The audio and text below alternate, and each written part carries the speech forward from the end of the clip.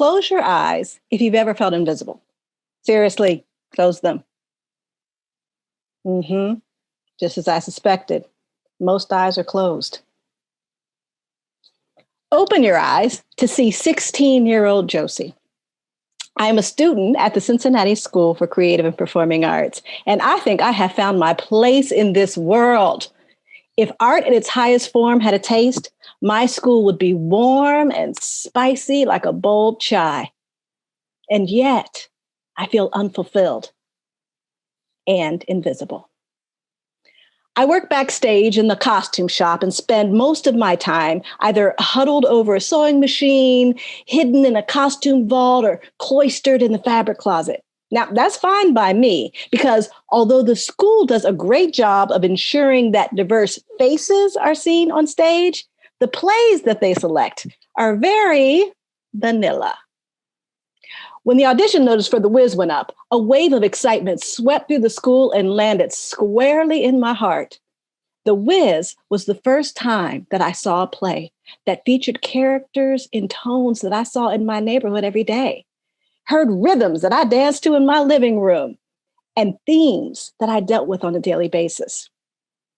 A spark was ignited. There was something more, and I wanted to be a part of it, so I auditioned. However, I was not cast. Enter Josie at 19. I was cast in Little Shop of Horrors. I had arrived. The applause, the frenzy of the lightning quick costume changes, and to sing in front of a theater full of people. But after the thrill of being on stage faded, the sensation of being invisible was back, stronger than ever. I was confused.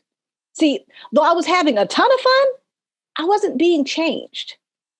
Now, let's flash forward to Josie at 25. I'm working on working.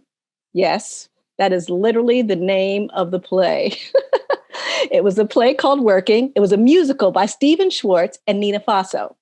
Now, if you're not familiar with the show, it's a series of vignettes that introduce you to people through their jobs. The cashier at your local supermarket, the neighborhood newsboy, a housewife, the migrant workers, the cleaning women without faces. I learned to care about these people.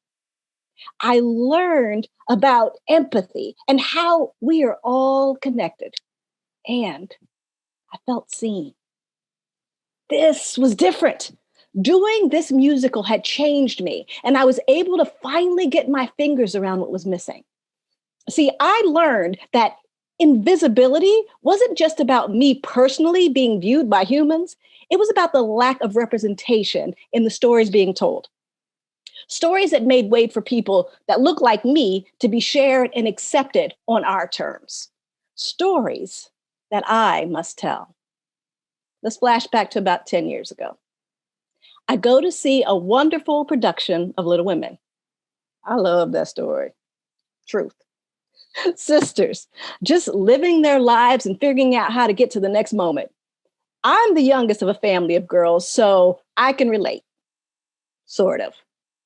See, there were some very distinct differences in the lives of those little women and the ones that I knew personally. The invisible tries to wrap itself around me. But I stop it in its tracks. I spend some time contemplating what women who look like me would talk about if they had their own story. And friends, they had a lot to say. And my first play, Petite Dames, was born.